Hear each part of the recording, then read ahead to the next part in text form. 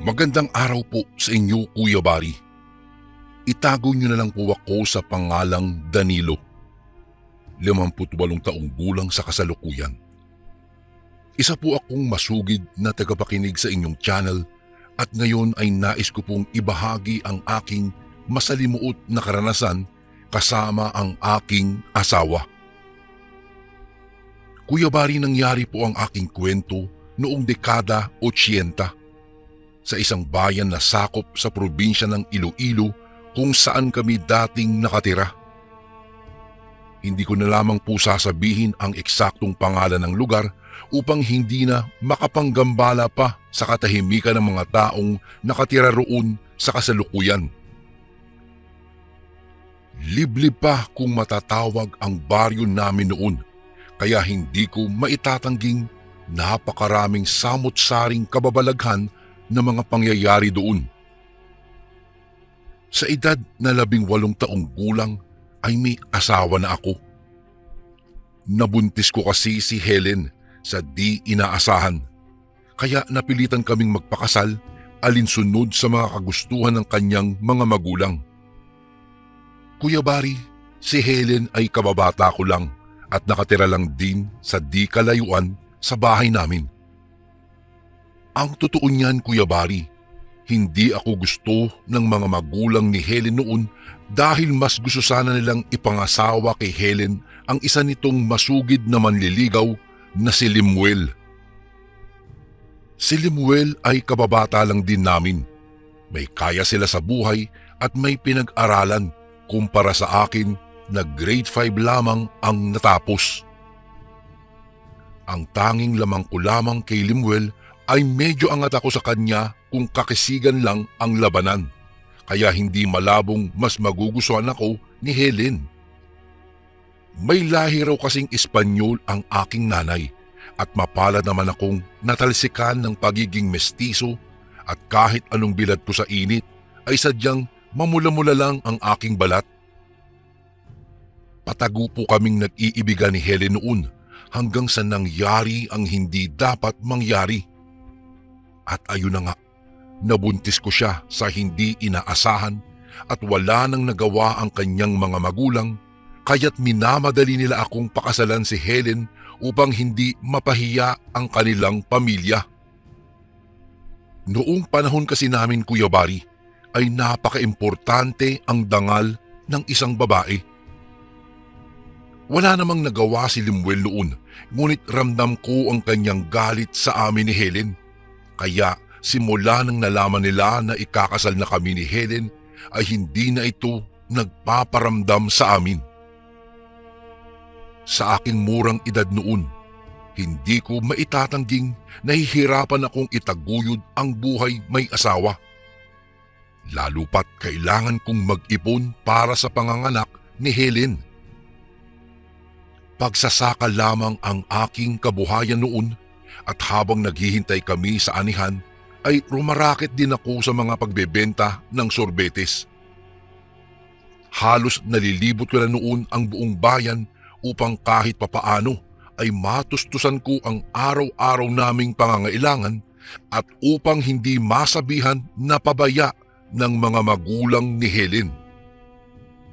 Minsan, Kuya Bari, tinitipid ko na lang din ang aking sarili para hindi mabawasan ang aking maiuuwing pera.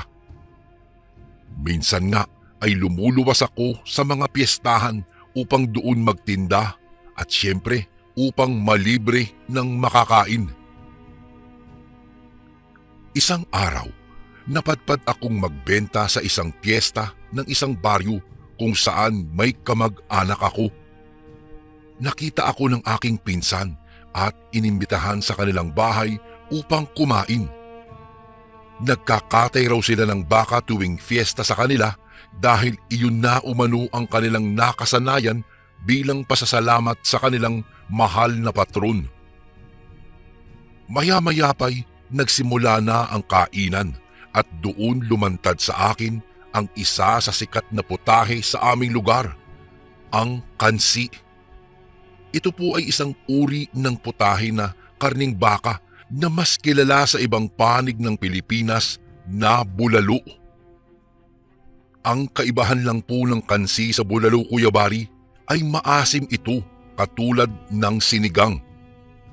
Mahilig kasi talaga sa maasim ang mga Ilonggo at Ilongga at isa na rito ang aking asawa.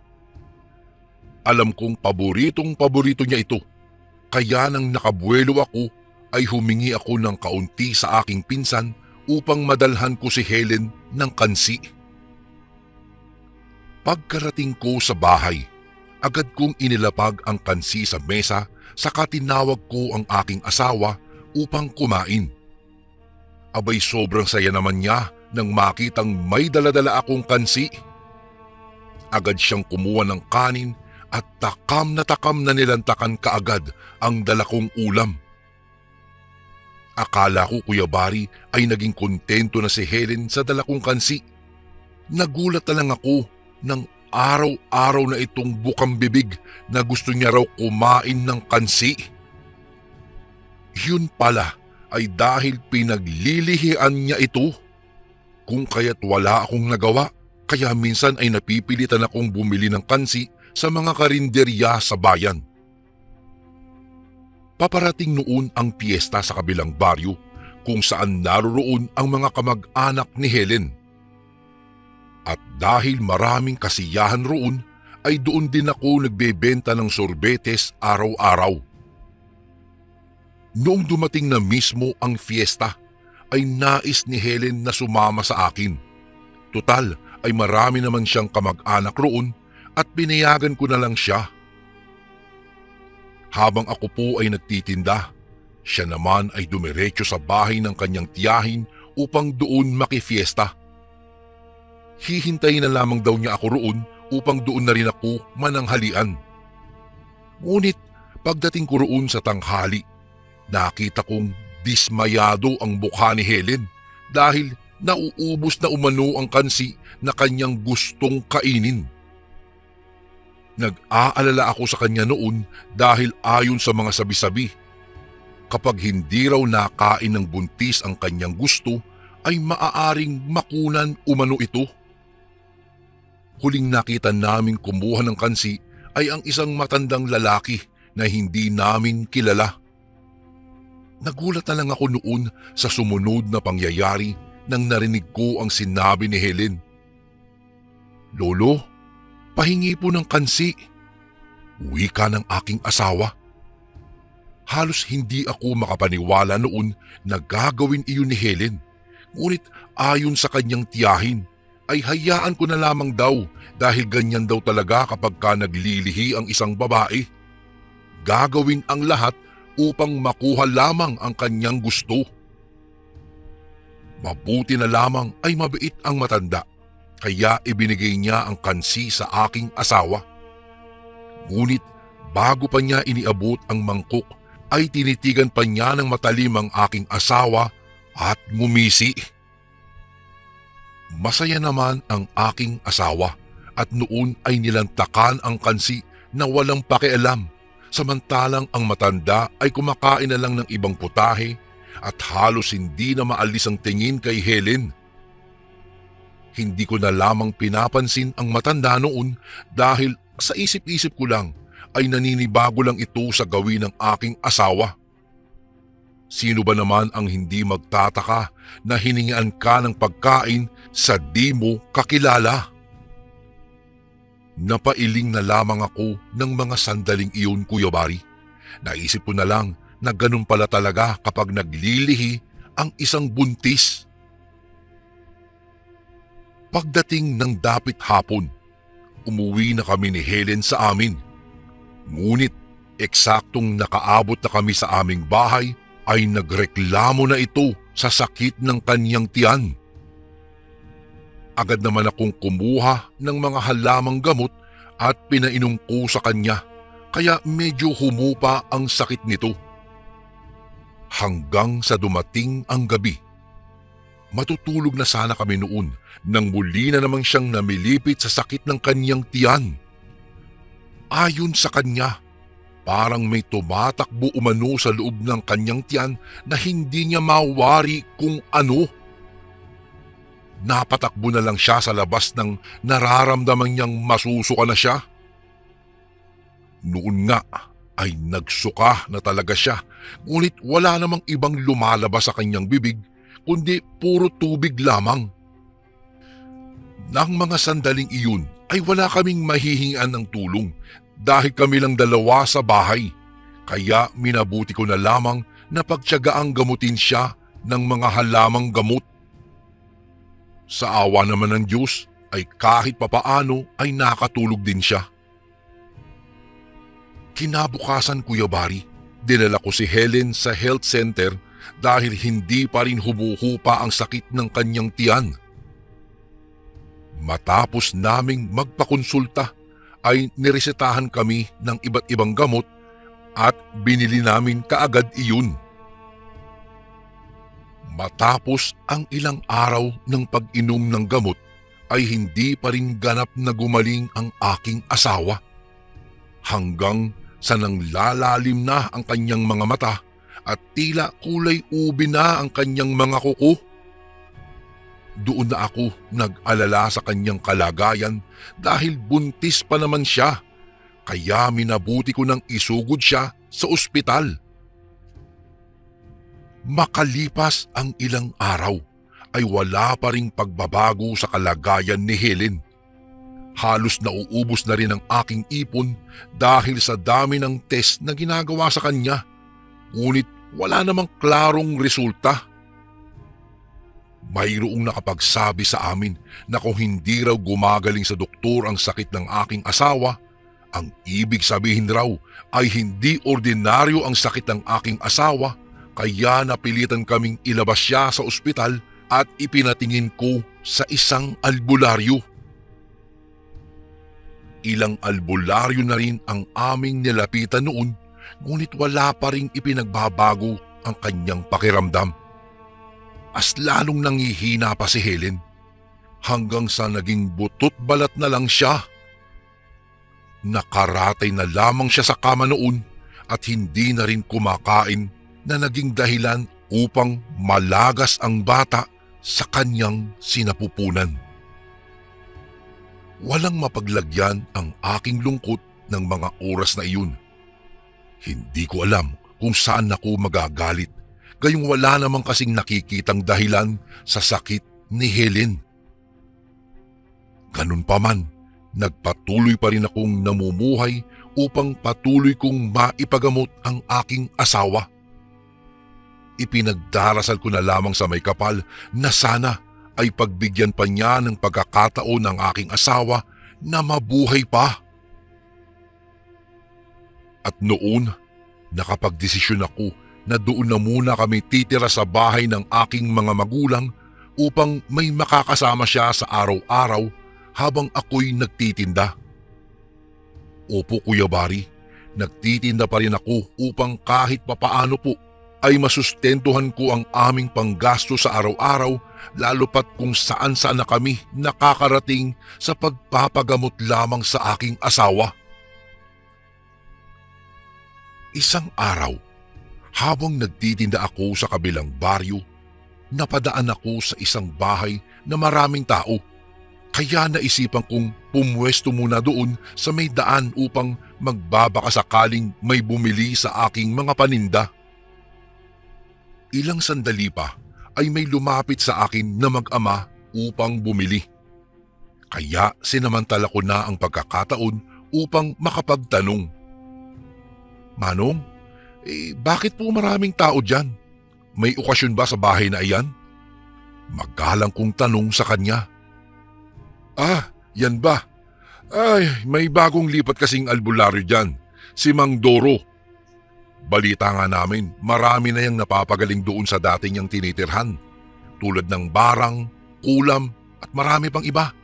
Kaya nang malaman ng mga taga rito ay nagsidagsaan na ang mga nagpapagamot sa kanya. Wika ng lalaki habang napamangha naman ako sa aking mga narinig. At dahil doon ay muli akong nabuhayan ng loob upang ipagamot ang aking asawa. Kaya sa pag-uwi ko sa bahay namin ay ibinalita ko kaagad ito sa aking mga magulang. Hindi nagtagal kinabukasan ay wala na kaming sinayang pang oras. pumunta kaagad kami doon sa bahay ng albularyo na si Mang Doro. Pagkarating namin doon ay agad naman kaming pinapasok. Maaga kasi kaming dumating kaya nauna na kami sa pila. Maya-maya pa ay sinindihan ng lalaking albularyo ang isang itim na kandila. Ipinikit niya ang kanyang mga mata at umusal ng dasal na hindi namin nauunawaan. Ilang sandali pa ay ibinaling niya ang kanyang tingin sa akin. Ay, barang! Binarang ang iyong asawa at idinaan sa pamamagitan ng isang pagkain. Wika ng matanda. Ano po? Kung ganoon po, sino po kaya ang may gawa nito sa kanya? Wala naman kaming kaalitan o naging kalaban sa aming baryo. Wika ko naman sa kanya. Oh, yun nga. Yun ang aalamin natin, iho. Kaya bumalik na lang kayo dito sa Biyernes dahil sa araw na iyan ay mas malakas ang aking kapangyarihan sa aking panggagamot. Sa ngayon ay bibigyan ko na lamang muna siya ng panangga upang mabawasan ang kanyang sakit na nararamdaman. Pagpapaliwanag ng albularyo.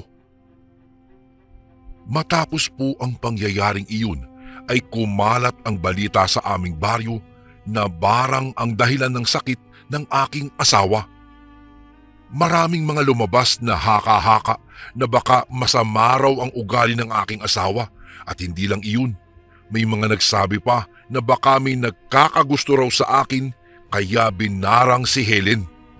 Ngunit ang lahat ng mga kwento ay wala namang katuturan at gawa-gawa lamang ang lahat ng mga taong may matatabil na dila. Sinunod ko ang bilin ng albularyo sa akin. Ibinalik ko kaagad si Helen sa araw ng Biyernes. Noon ay nagsindi muli ng itim na kandila ang albularyo. At ayon sa kanya, malalaman na raw namin kung sino ang gumawa noon kay Helen. Maya-maya'y itinapat ng albularyo ang liwanag ng itim na kandila sa isang tila bilog na batong maitim. At doon sa maitim na bato na iyon ay gumuhit ang refleksyon ng isang matandang lalaki. Ayon sa albularyo, iyon daw ang nagbigay ng pagkain kay Helen. Tinanong ako ng albularyo kung sino raw ang nag-abot ng pagkain sa aking asawa at noon ay biglang sumagi sa aking isipan ang matanda na kanyang hiningian ng kansi. Ayun, tama, naalala ko na po. Yung matanda na nag-abot sa kanya ng kansi doon sa isang piyesta sa kabilang baryo. Ngunit hindi po namin siya kilala. Sagot ko sa albularyo. Matindi ang galit ng gumawa nito sa iyong asawa. Pero huwag kang mag-alala, iho, dahil pupuksain natin ang gumawa nito. Magtiwala lamang kayo sa akin. Wika ng albularyo at sinabing kailangan naming bumalik muli sa susunod na Biyernes. Mas nagkaroon ako ng pag-asa noon, Kuya Bari, na gagaling pa rin si Helen dahil iyon ang ipinangako ng albularyo sa akin. Noong sumunod na Biyernes, ibinalik ko naman si Helen sa bahay ng albularyo at tulad ng kanyang dating paraan ay nagsindi muli siya ng kandila at sa pagkakataong iyon ay mas malaki na ang itim na kandila na kanyang ginagamit. Iyon umano ang tinatawag na perdon. Ayon sa kanya, kailangan raw iyon upang mahigitan ang kapangyarihan ng mambabarang dahil imbis na tanggalin ito ang sumpa sa katawan ni Helen ay nagmamatigas umano ito kaya minabuti na lang daw niya na turuan ito ng leksyon sa pamamagitan ng pagpapahirap nito na idinaan niya sa isang palipad na orasyon gamit ang kanyang diwa. Ito umano ang kanyang paraan ng pakikipagdigma sa mga taong may taglay ng maitim na mahika. Pagkatapos ay pinagtuunan naman niya ang nag-utos sa mambabarang.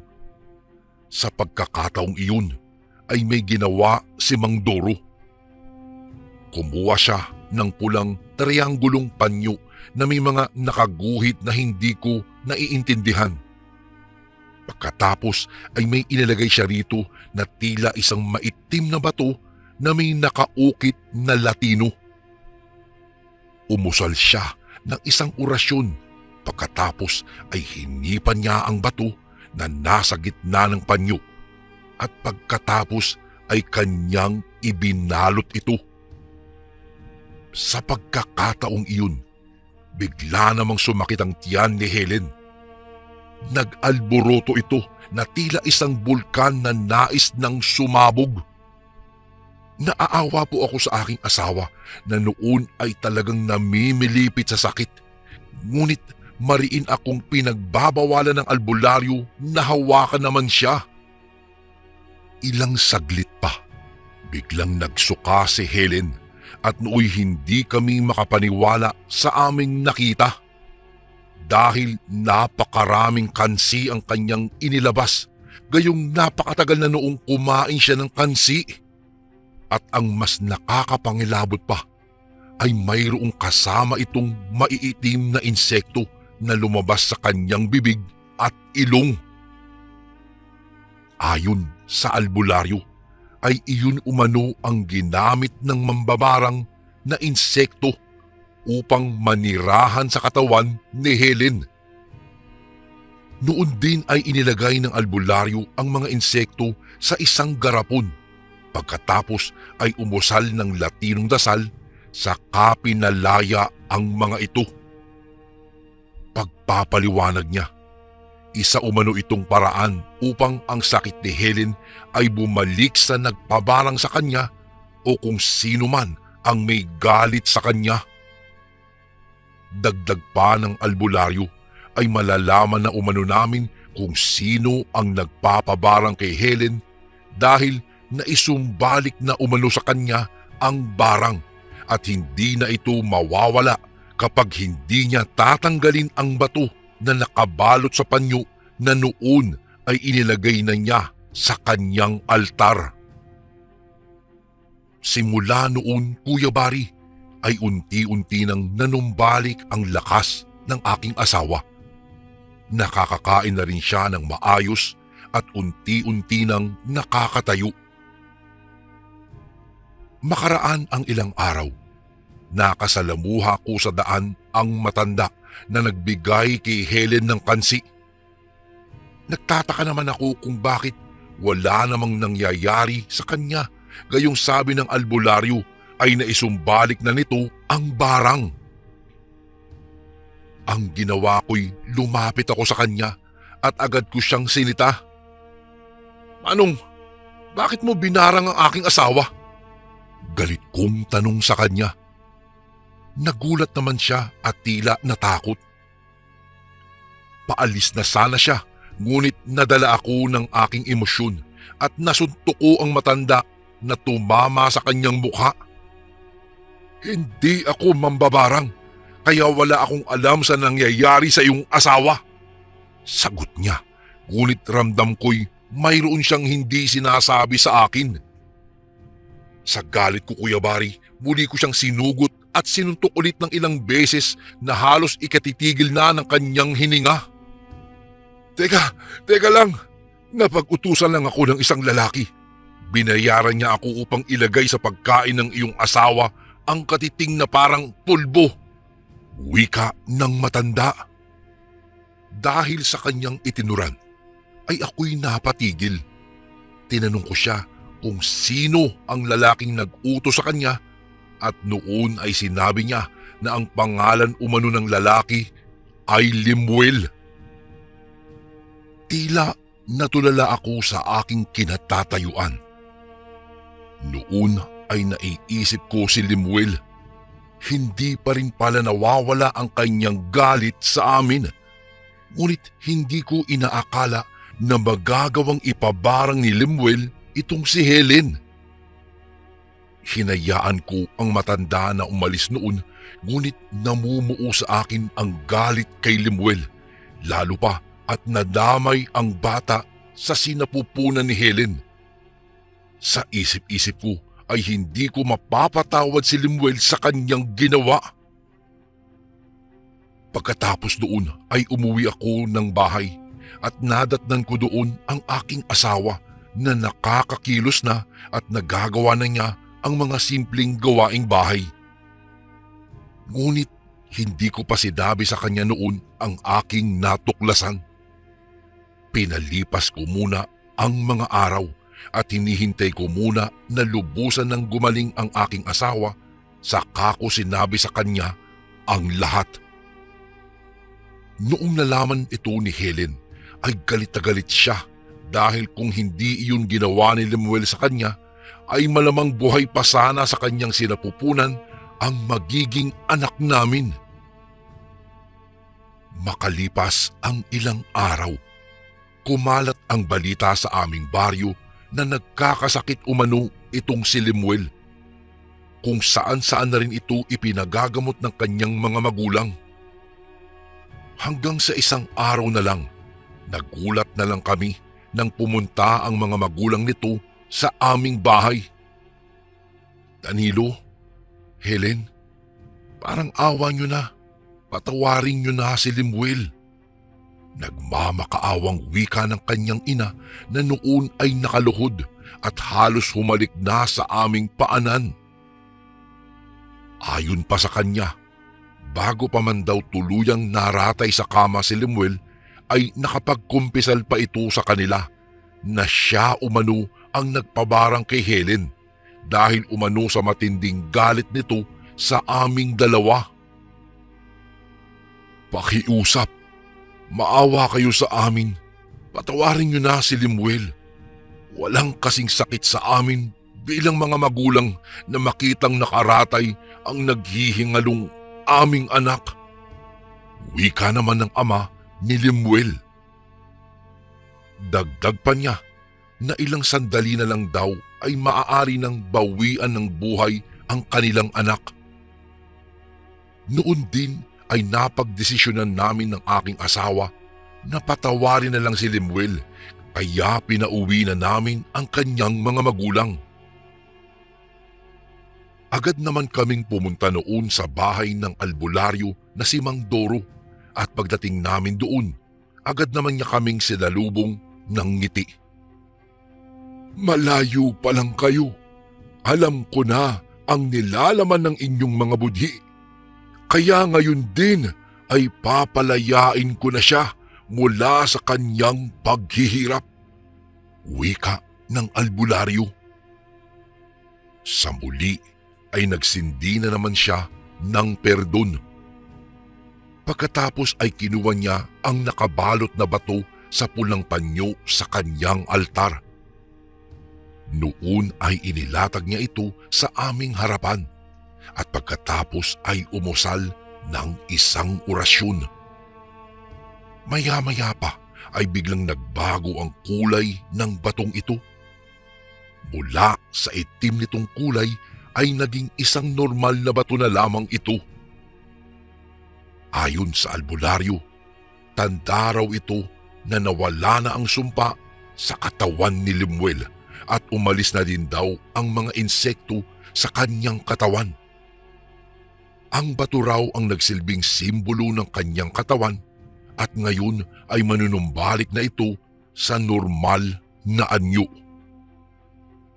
Matapos po ang pangyayaring iyon, Kuya Bari, ay umuwi na kami sa bahay na tila walang nangyari at hindi na rin namin ipinagsabi pa ang nangyari sa kung sino man.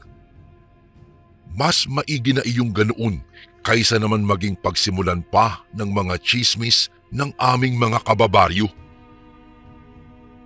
Lumipas ang isang linggo. Nagulat na lang kami sa biglaang pagsulpot ni Lemuel sa aming tahanan. Sa pagkakataong iyon ay magaling na siya, ngunit hindi pa masyado nanunumbalik ang kanyang dating katawan. Nagpapasalamat siya sa amin dahil kahit raw malaki ang kanyang naging kasalanan, ay hindi pa rin daw namin siya hinayaang mamatay. Sa pagkakataong iyon, Kuya Bari, ay nagluluhod siya sa aming harapan at humingi ng tawad. Minabuti ko naman siyang itayo noon at nagsabing, "Sa ngayon ay hindi pa namin makakalimutan ang iyong ginawa, Lemuel. Ngunit maaari bang huwag ka na munang magpapakita sa amin?" Mariin kong wika sa kanya habang ang aking asawa ay napayuko na lamang. Alam kong sa pagkakataong iyon, naisip niya ang pagkawala ng aming magiging anak sana. Nauunawaan naman ni Lemuel ang aming nararamdaman, kaya minabuti na lamang niyang umalis. Ngunit bago pa man niya iyon ginawa, walang humpay na paghingi ng tawad ang lumabas sa kanyang bibig habang tumutulo ang kanyang mga luha. Simula noon, Kuya Bari, hindi na nagpapakita sa amin si Lemuel at nabalitaan na lang namin na nag-asawa na umano ito at lumipat na ng ibang bayan. Habang kami naman ni Helen ay biniyayaan naman ng 3 anak at ngayon ay may kani-kaniya na ring mga pamilya. Kuya Bari, dito ko na lang po tatapusin ang aking masalimuot na kwento. Ngunit bago po ang lahat, nais ko lang mag-iwan ng isang mensahe sa lahat ng nakikinig.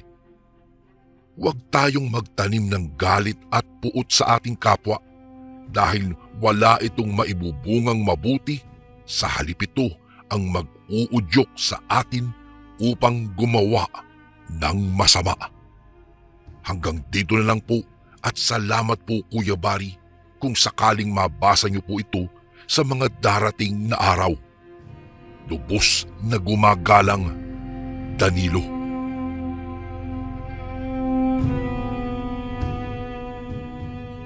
Magandang araw po sa inyo, Kuya Bari, maging sa mga taga-subaybay sa inyong YouTube channel. Kamusta po mga kasundo?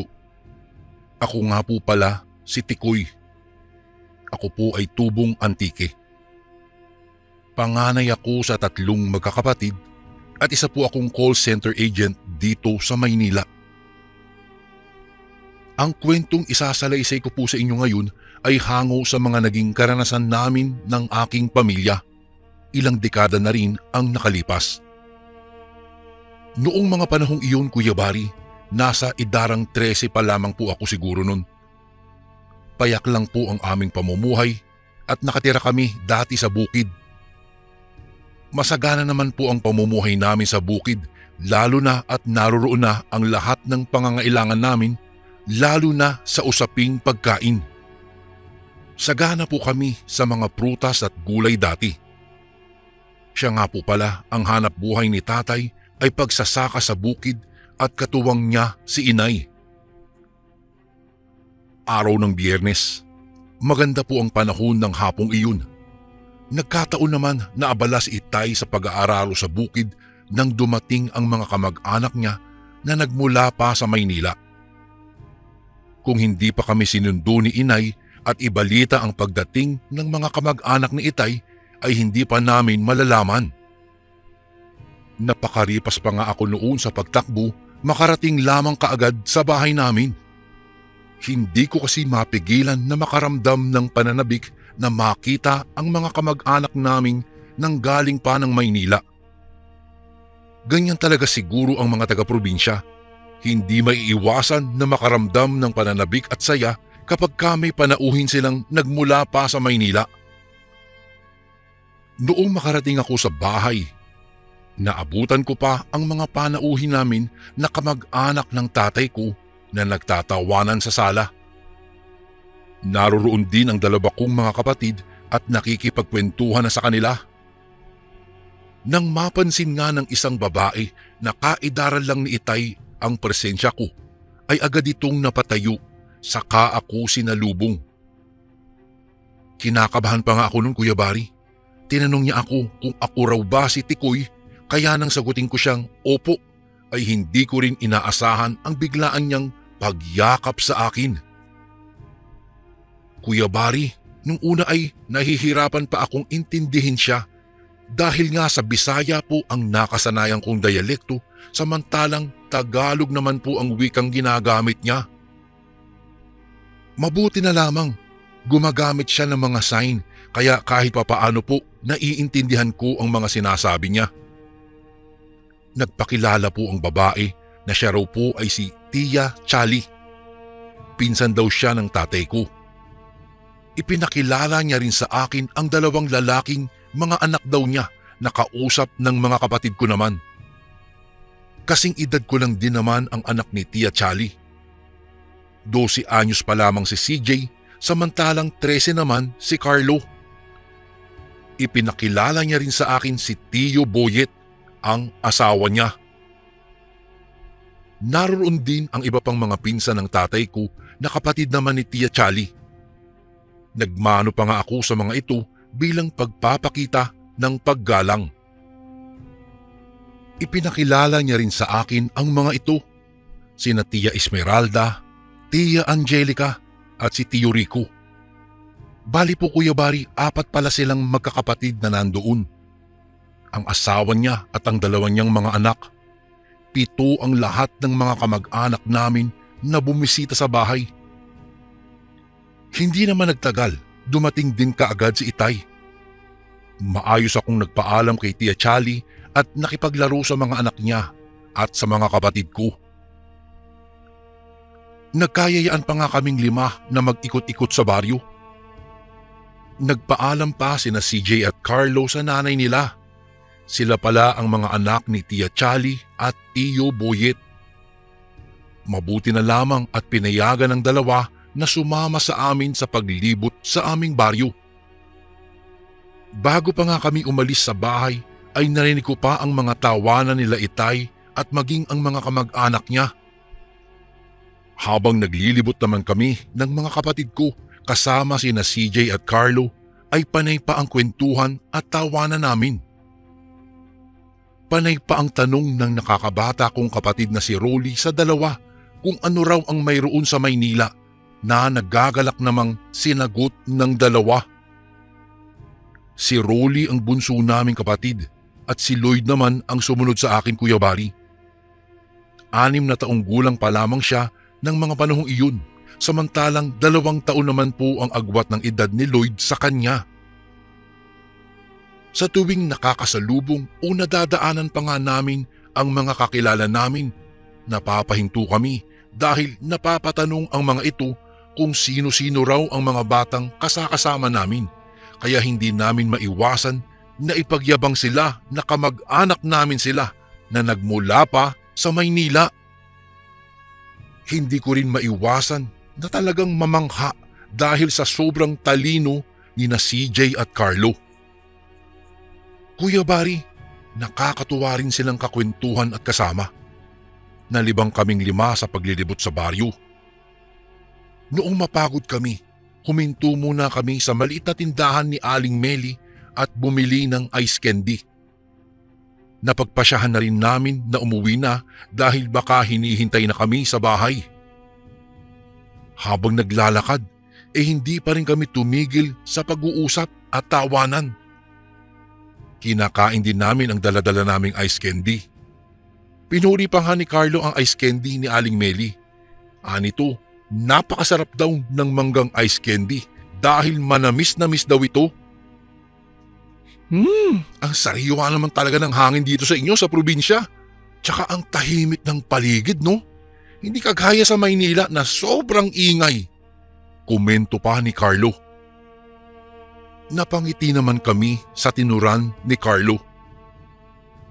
Pakagat na ng dilim noon nang makarating kami sa bahay. Naabutan pa namin si nanay na nagluluto sa kusina. Walang bakas ni Itay at ng mga pinsan niya sa bahay kaya nang tanungin namin si nanay na kung nasaan ba ang mga ito. Sinagot niya kami na ipinasyal daw ni Itay ang mga kamag-anak niya doon sa bukid. Inutusan pa nga kami ni inay na pakainin ang mga alaga naming mga manok, pato at mga bibi. Sumama pa sa amin sina CJ at nakitulong na rin, samantalang nagpaiwan naman si Carlo doon sa loob dahil anito napapagod na raw siya kakagala namin. Pasado 6:00 na ng gabi nang makabalik sila itay. Nang mga sandaling iyon ay nasa sala kami at nakikinig ng programa sa radyo. Nasa labas pa lamang sila itay ay rinig na namin ang mga boses nila. Napatayo pa nga ang bunso naming kapatid na si Rolly at sinalubong si itay. Napatayo rin kami at nagmano sa mga matatanda. Nalaman din namin na sa bahay daw pala namin pansamantalang makikituloy ang mga kamag-anak ni itay. Gawa man sa kawayan at pawid ang bahay namin, ay malaki naman po ito. May 4 naman kaming kwarto sa bahay kaya hindi problema ang matutulugan nila. Nang marinig ko nga po iyon, ay hindi ko maiwasan talaga ang matuwa sa isipin na matagal ko pang makakasama ang mga kamag-anak namin. Tumulong pa nga ako noon kay nanay sa pag-aayos ng hapagkainan namin. Inihanda namin ni nanay ang mga pagkain sa mesa para sa magiging hapunan namin. Hindi ko pa nga maiwasan na matakam dahil sa mga putahing nakahain na sa mesa. Mayroong adobong native na manok, piniritong tuyo at sinabawang isda. Pinipigilan ko nga ang aking sarili na huwag tikman ang sinabawang isda. Hindi ko tuloy maiwasan na talagang maglaway nang maamoy ko ang maanghang at maasim na sausawan ng tuyo. Inihain na rin ni inay ang bagong sinaing na kanin. Nagpabili naman si tatay sa amin ni Lloyd ng ice para mas malamig daw ang iinumin naming tubig. Kuya Barry, nang makabalik kami ni Lloyd ay sakalang kami nagtipon-tipon sa hapagkainan. Kagaya ng nakagawian ng aming pamilya, nagdasal muna kami bago kumain. Sobrang saya ang kumain sa mesa kasama ang iyong pamilya at mga kamag-anak. Kani-kanyang papuri pa nga ang mga ito dahil sa sobrang sarap daw ng pagkakaluto ni inay sa mga putahe. Masaya at masagana naming pinagsaluhan ang napakasarap na hapunan ng gabing iyon. Noong matapos kami sa paghahapunan, Kuya Barry, si Tia Angelica pa nga ang nagpresenta na maghugas ng aming pinagkainan. Todo pagtanggi pa nga si inay at sinabing siya na lamang daw ang maghuhugas, lalo na at panauhin sila, ngunit masyadong mapilit si Tia, kaya sa huli ay walang nagawa si inay kung hindi ang hayaan na lamang si Tia Angelica na maghugas ng mga plato. Tumuloy naman ang iba sa sala. Samantalang dumiretso naman kami ng mga kapatid ko at sina CJ at Carlo sa aming silid. Doon kami nagpatuloy sa pagkukwentuhan. Napatawa pa nga ang mga ito matapos kong ikwento sa kanila ang istorya ni Pagong at Matching. Palagay ko po pasado 9:00 na ng gabi nang magpahinga kami, Kuya Barry. Kasakasama namin ng mga kapatid ko sa iisang kwarto sina nanay at tatay. Halos hindi pa nga ako makatulog ng gabing iyon dahil sa sobrang sayang nararamdaman. Napapaisip din ako sa mga gagawin namin kinabukasan at maging sa mga susunod pang mga araw. Hindi ko rin namalayan na nakatulugan ko na pala ang mga isiping iyon. Naging maayos naman po ang pananatili ng mga kamag-anak nila tatay sa amin, maliban sa napansin ko na naging abala sila itay hanggang sa nangyari na nga ang hindi ko inaasahan. Makulimlim ang panahon ng tanghaling iyon. Umalis sila itay at naiwan kaming mga bata sa bahay.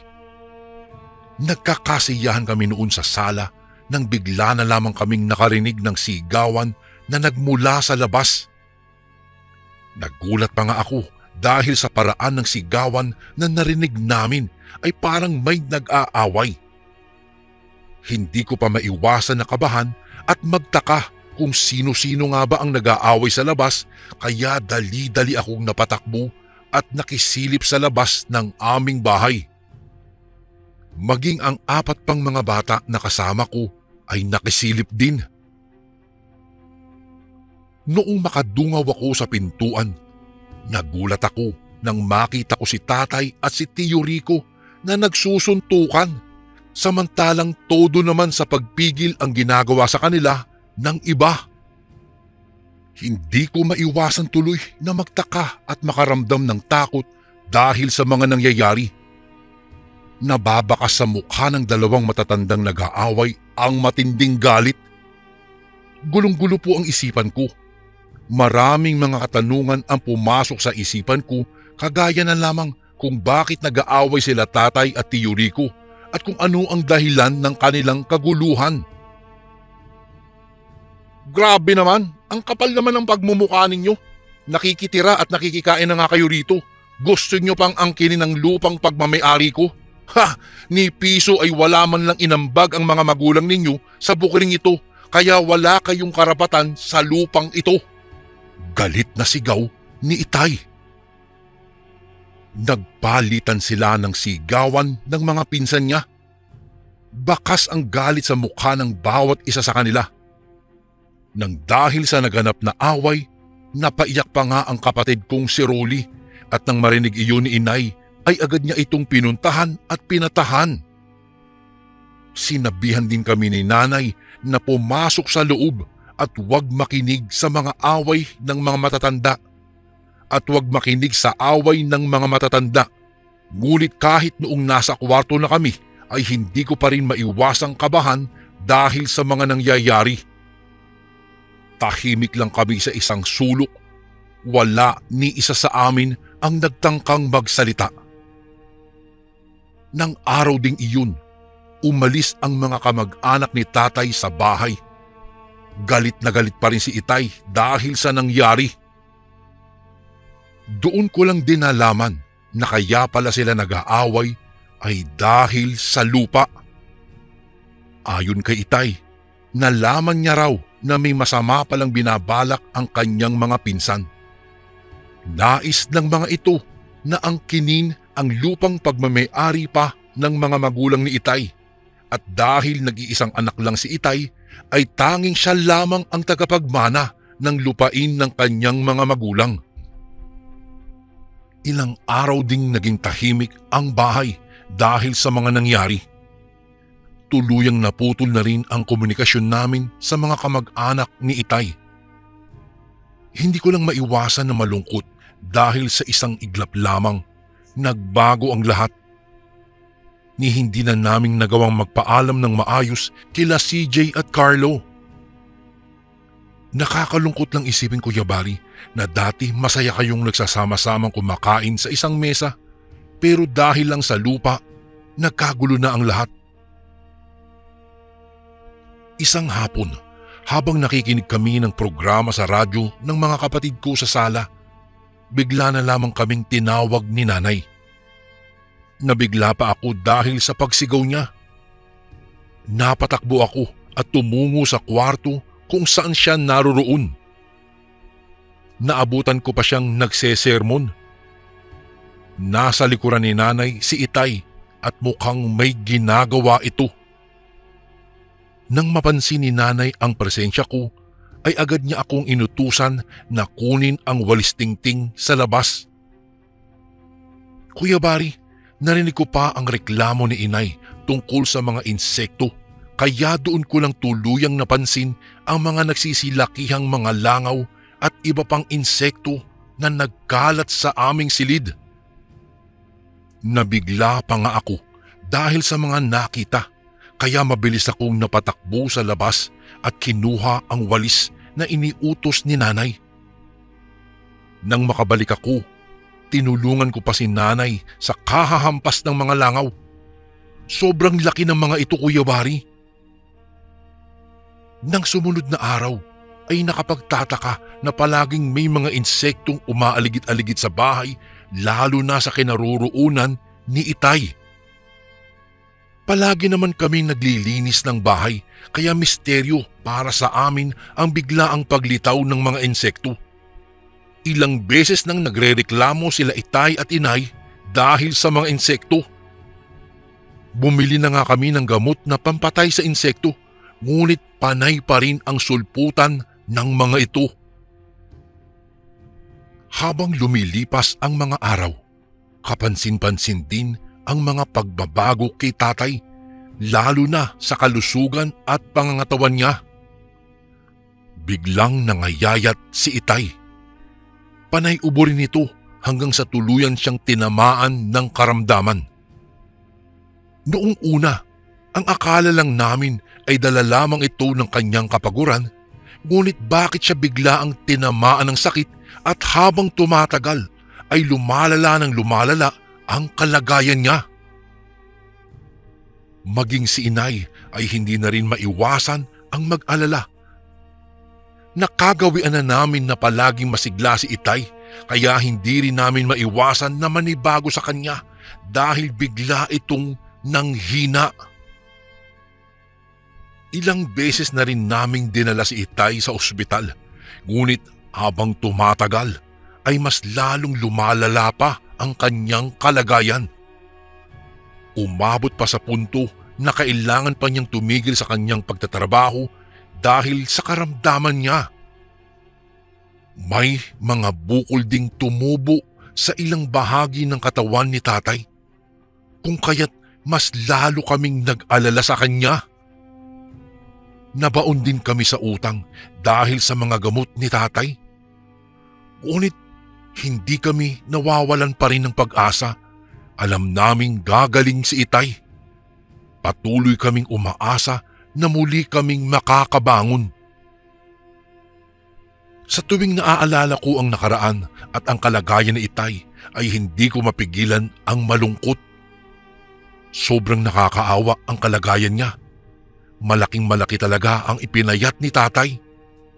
Hindi na rin siya nakakakain at nakakatulog ng maayos. Sa isang iglap lamang ay binalot ng lungkot ang aming buhay. Maging ang mga kapatid ko ay bigla ring nanghina, lalo na sa tuwing nakikita nila ang sitwasyon ng aming kaawa-awang itay. Gabi-gabi na lamang ay nahuhuli ko si nanay na umiiyak dahil sa kalagayan ng asawa niya. Nabalitaan ni Lolo Istong ang nangyari sa aking ama. Si Lolo Istong Kuyabari ay isa sa mga malalapit na kaibigan ng aking ama.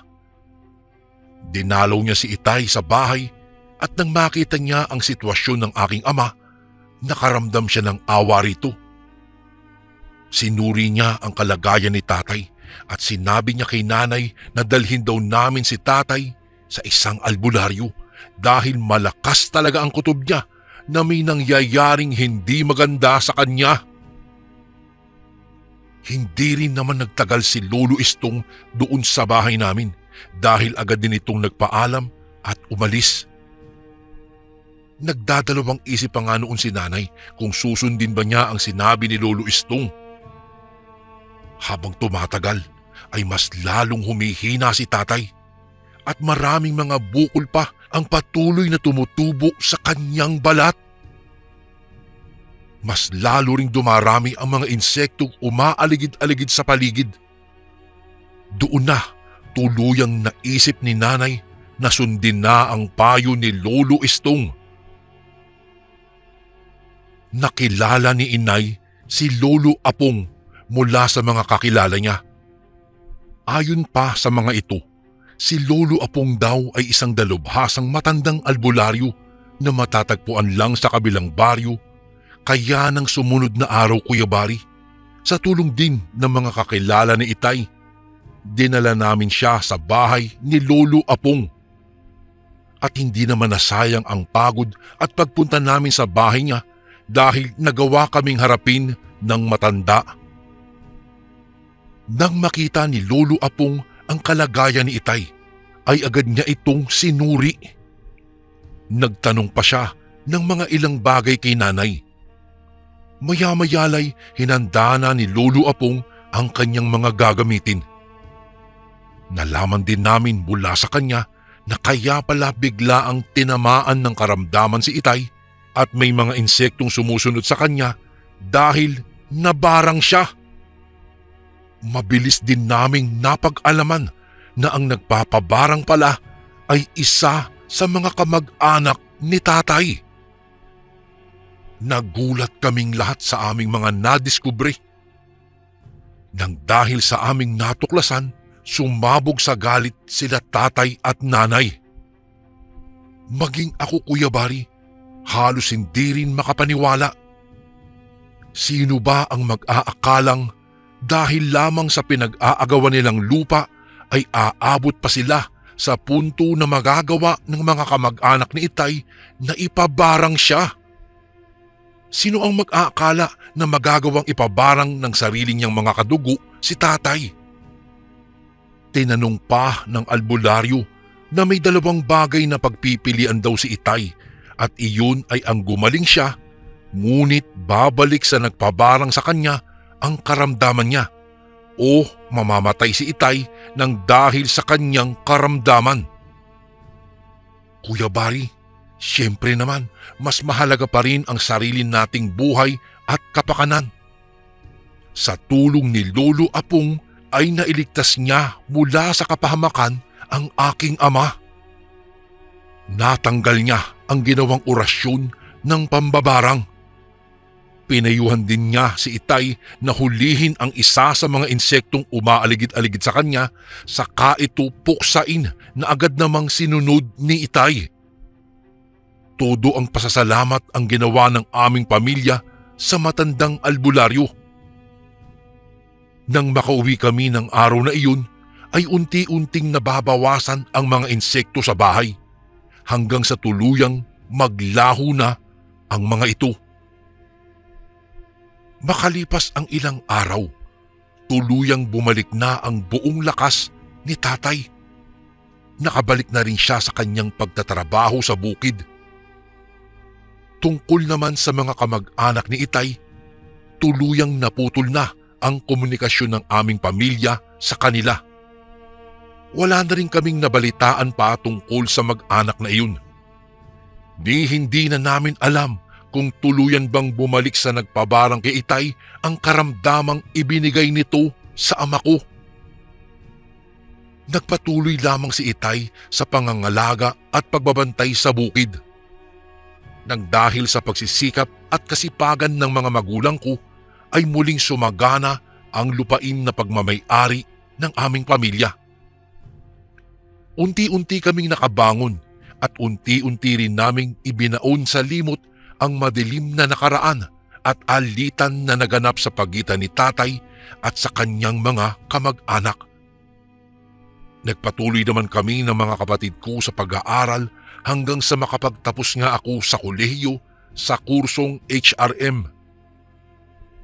Kuya Bari, noong makapagtapos ako sa kolehiyo, kumatok ang oportunidad sa aming pintuan na makapagtrabaho ako sa lungsod ng Maynila.